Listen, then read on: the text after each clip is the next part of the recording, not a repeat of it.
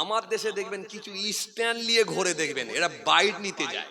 হুজুর, ওই হুজুর তো আপনার বিরুদ্ধে এই এই এই এই এই এই বললো, এখন আপনি কি বলছেন বলুন। কথা বলেন না কেন? যদি আচ্ছা তারে লাগাম ছাড়া কিছু দিয়ে দিতে পারে, বেফাস বক্তব্য যদি কিছু দিয়ে দিতে পারে, ভিউজ আর লাইক এত দুর্দার বাড়বে, তাড়াতাড়ি বড় লোক হবো। ঝগড়া লাগিয়ে দিয়ে ইনকাম আমার দেশে কিছু ইউটিউবাররা করে না। সবাইকে আমি বলিনি কিন্তু ভাই, সবাই না, কিছু আছে না এই ঝগড়া লাগিয়ে ইনকাম করে না, কিছু আছে। যে আপনাকে আমি কি বললাম যে রাসূলুল্লাহর হাদিস সব মিলবে, একটা একটা করে সব মিলবে, পালাবার কোনো লাইন নেই, কোনো লাইন নেই। আল্লাহু আকবার। দেখেন এই ঝগড়া লাগিয়ে দিয়ে দেখবেন কিছু ইউটিউবার ইনকাম করে। আবার কিছু ইউটিউবার দেখবেন এমন থাম্বনেল তৈরি করে, হাই রে হাই, তাকিয়ে দেখা যাবে না, নাউজুবিল্লাহ। আছে না নাই? কথা বলেন না কেন? আছে না নাই? আছে। হুজুর একটু পর্দা নিয়ে আলোচনা করেছে। পর্দা তো একটা পার্ট, ইসলামের তো অনেক পার্ট, নামাজ, রোজা, হজ, যাকাত, সুন্নত, ফরজ আইন, ফরজ কিফায়া, ওয়াজিব, মুস্তাহাব, সুন্নতে মুআক্কাদা, সুন্নতে গায়র মুআক্কাদা, যাকাত, পর্দা, মা বাপের খেদমত, এই যে কোনো পার্ট নিয়ে আপনি আলোচনা করবেন তো আলোচনা হবে। তো কোন হুজুর একটা পর্দা নিয়ে, পর্দা পশিদা নিয়ে কি বলে, পর্দা নিয়ে আলোচনা করেছে, তো ওই হুজুরের পাশে একটা নায়িকার ছবি লাগিয়ে দিয়ে এমন ভাবে থাম্বনেল করেছে যেন মার্ক ভালো চলে।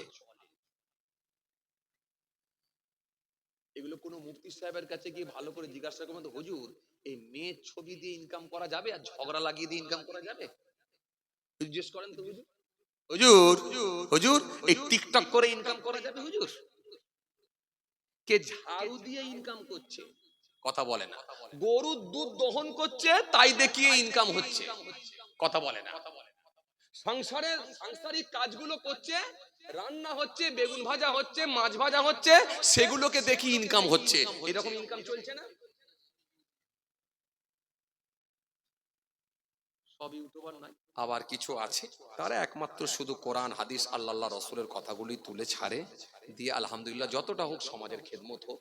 মানুষ যেমন কারখানায় আগে যুবক ছেলেরা গান চালাতো, তার পরিবর্তে এখন ওয়াজ চালাচ্ছে, এখন গজল চালাচ্ছে, এটাও হচ্ছে। এখন আগে যেমন সেই কি বলে বসে বসে গান শুনতো, সে এখন দেখা যাচ্ছে কোনো না কোনো হুজুরের বায়ান শুনছে, কোনো না কোনো হুজুরের ওয়াজ শুনছে, কারো না কারোর বায়ান শুনছে, কোথাও কেরাত শুনছে, কোথাও গজল শুনছে। আর যার হোক ভালো লেগেছে তো, কথা বলে না। রাসূলুল্লাহর হাদিস, উফ আল্লাহু আকবার, দেখেন কেমন মিলে যাচ্ছে, দেখেন একটাকেও আপনি অস্বীকার করতে পারবেন না, আর একটাকেও বাদ দিবার কোনো জায়গা নাই। চলেন আমি ফিরে আসি। আমি আপনাকে কি বলেছিলাম, নিজে বাঁচেন, পরিবারকে বাঁচান, আর প্রতিবেশীকে পারলে একটু বাঁচাবার চেষ্টা করেন। ব্যাস এইটুকু ওয়াজ আমরা ছিল, কিন্তু প্রথম থেকে খেয়াল করেন, ব্যাস এইটুকুর ওয়াজ। চলুন খেয়াল করেন। আসেন, পরিবার নিয়ে বলতে বলতে ইমাম আহমদ রহমতুল্লাহ আলাইহির কথাটা বলছিলাম, বলতে বলতে ছাড়লাম না কেন? আমার বড় ছেলের পয়সাতেও একটু সন্দেহ আছে। কেন? সে রাজনীতির সঙ্গে যুক্ত। সরিয়ে দাও বিরিয়ানি। কে বলছে? ইমাম আহমদ রহমতুল্লাহ আলাইহি। এ তরুণিয়া নওজওয়ান জামাকেরা,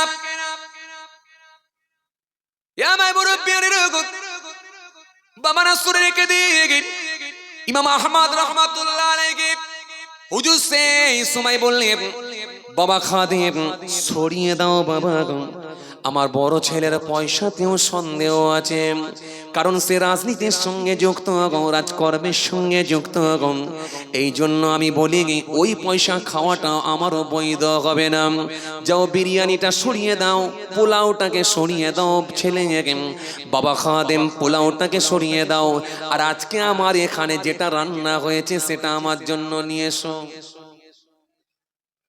বলবেন না সুবহানাল্লাহ? একটু খুশি মনে বলবেন না আপনারা? আল্লাহু আকবার। কিতাবের মধ্যে পাওয়া যায়,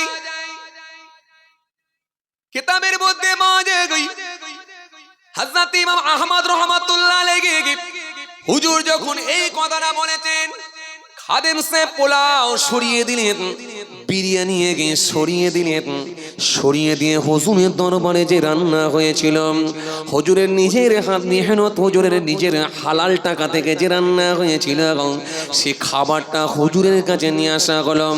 হুজুর বললেন, বাবা বিরিয়ানি সরিয়ে দাও, আমার নিজের দরবারে আমার যে হালাল রান্না, হালাল টাকার রান্না, সেই খাবারটা আমার জন্য নিয়ে এসো।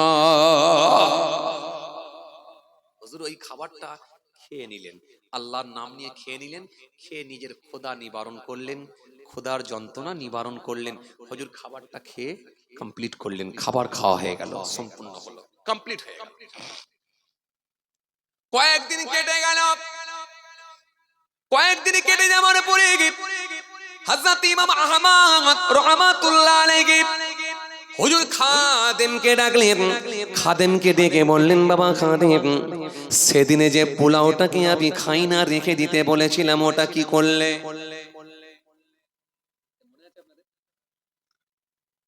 পোলাওটা কি করলে? বিরিয়ানিটা কি করলে গো? খাদেম বিরিয়ানিটা কি করলে? আমি যে সরিয়ে দিতে বললাম, বিরিয়ানিটা কি হলো?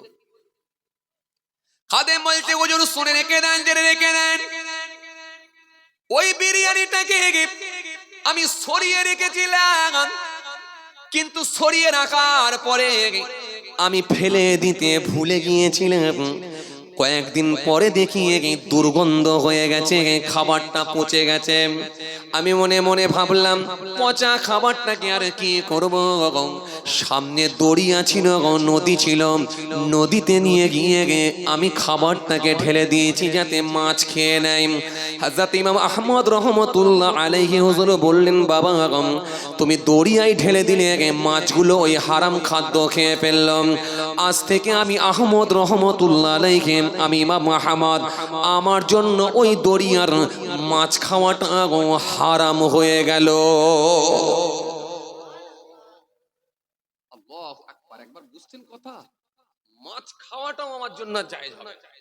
কি তাকওয়া!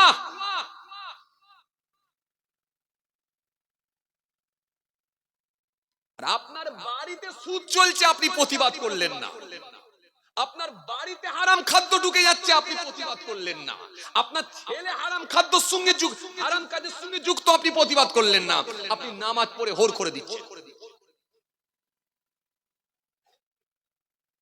কথা কিছু বোঝে না। আমার উপর রাগ করছেন নাকি আপনারা? মুরব্বি চাচারা কথা বলে না, আপনারা কি রাগ করছেন আমার উপরে? তওবা তওবা, আমি আপনাদেরকে বলিনি, বিশ্বাস করেন, আপনাদের উপর আমার কোনো রাগারাগি নেই।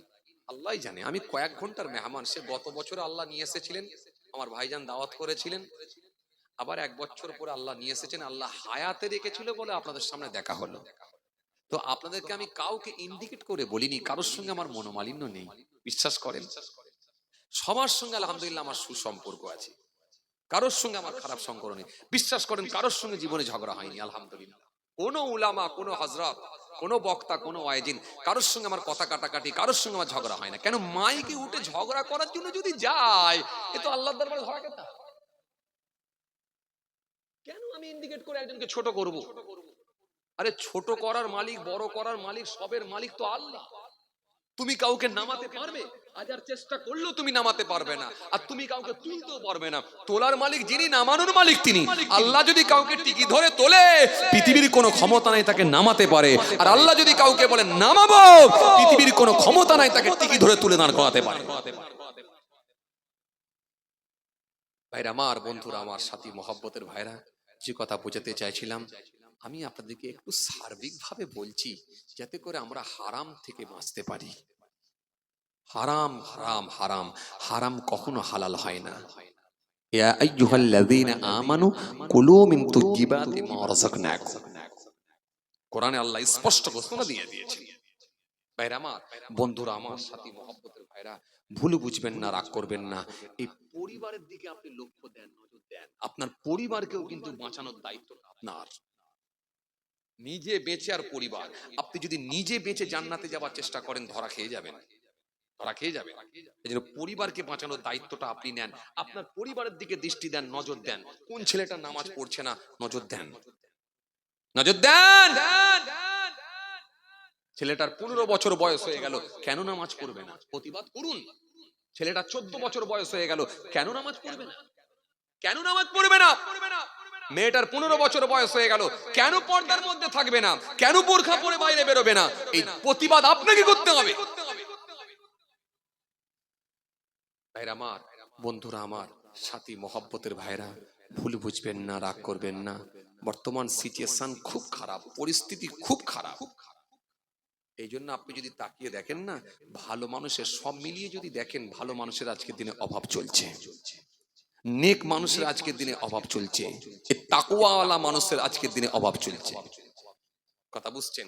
আমার দিনদার ইমানদার নেক আল্লাহ ভাইরা, অল্প সময় সংক্ষিপ্ত কিছু বয়ান করলাম। জি যাক, আমি আর আপনাদেরকে কষ্ট দেবো না, অনেক সময় আপনারা দিয়েছেন। আসেন ছোট্ট করে দাঁড়িয়ে সালাম পাঠ করে বিদায় নেব। কষ্ট হচ্ছে আপনাদের? না, আসেন, ভুল বুঝবেন না, রাগ করবেন না। আপনারা ভালো মানুষ, নেক মানুষ, আল্লাহওয়ালা মানুষ, নামাজি, রোজাদার, দিনদার, পরেজগার, খোদাভীরু মানুষ। একটু খালি চলার পথটাকে ঠিক করেন, যেখানে যেটা দরকার সেখানে সেটা প্রয়োগ করেন, রাস্তাটা একটু ঠিক করেন। রাস্তা চলার রাস্তাটা যদি ঠিক করা যায়, ইনশাল্লাহ গেনার হব, সাকসেসফুল হব। কেন বলেন তো? কেন বলেন তো? কেন বলেন তো? ভালো মানুষের সংখ্যা কমে গেছে, আর এর ভেতরে যদি কেউ একটু যদি প্রস্তুতি নিতে পারে, সেই বেরিয়ে যাবে। কেন বলেন তো? খারাপ স্টুডেন্টদের ভেতরে যদি কেউ একটু ভালো পড়াশোনা করে, সেই পাস করে যাবে। আর ভালো স্টুডেন্টদের ভেতরে ভালো রেজাল্ট করা খুব কঠিন। ভালো স্টুডেন্টদের ভেতরে ভালো রেজাল্ট করা খুব কঠিন, আর খারাপ স্টুডেন্টদের ভেতরে একটু প্রস্তুতি নিলে বেরিয়ে যাবে। বড় পীর সাহেব ভালো স্টুডেন্ট, খাজা গরিবে নওয়াজ ভালো স্টুডেন্ট, বয়স কুরুনি হুজুর ভালো স্টুডেন্ট, মুজাদ্দিদ আল ফেসানি হুজুর ভালো স্টুডেন্ট, ফুরফুরা শরীফ দাদা হুজুর ভালো স্টুডেন্ট, বসিরাত আল্লামা রুহুল আমিন রাহমাতুল্লাহ ভালো স্টুডেন্ট, হাসান বাসরি রাহমাতুল্লাহ আলাইহি ভালো স্টুডেন্ট, মা কি বলে হাসান বাসরি রাহমাতুল্লাহ আলাইহি ভালো স্টুডেন্ট। এইভাবে যত ভালো স্টুডেন্ট, তাদের ভেতরে যারা একটু চেষ্টা, ভালো স্টুডেন্ট, আর এর ভেতরে ভালো রেজাল্ট করতে গেলে অনেক খাটতে হবে। মা রাবেয়া বাসারি ভালো স্টুডেন্ট, যা বলেছে তাই কবুল হয়েছে। হাসান বাসরি রাহমাতুল্লাহ আলাইহি জি পানির উপরে দাঁড়িয়ে দাঁড়িয়ে নামাজ পড়ছেন। মা রাবেয়া বাসারি বললেন, উস্তাদ জি আপনি পানির উপরে দাঁড়িয়ে দাঁড়িয়ে নামাজ পড়ছেন, আমিও তো পারি ইনশাআল্লাহ। আল্লাহর নাম নিয়ে নামাজের মুসাল্লাখানা নিয়ে আল্লাহর দরবারে দোয়া করে এই রকম করে ছেড়ে দিলেন, খোলা আকাশের নিচে জমিনের উপরে হাওয়াতে নামাজের মুসাল্লা ভেসে উঠলো। হাওয়াতে দাঁড়িয়ে দাঁড়িয়ে মা রাবেয়া বাসারি নামাজ পড়ছেন। কেমন প্রস্তুতি বুঝতে পারছেন? প্রস্তুতি বুঝতে পারছেন? আর এখন সব দেখবেন বেশিরভাগই খারাপ হয়ে গেছে। এর ভেতরে যদি কেউ একটু চলার পথটা ঠিক করতে পারে, সে গেনার হবে, বেঁচে যাবে, বেঁচে যাবে।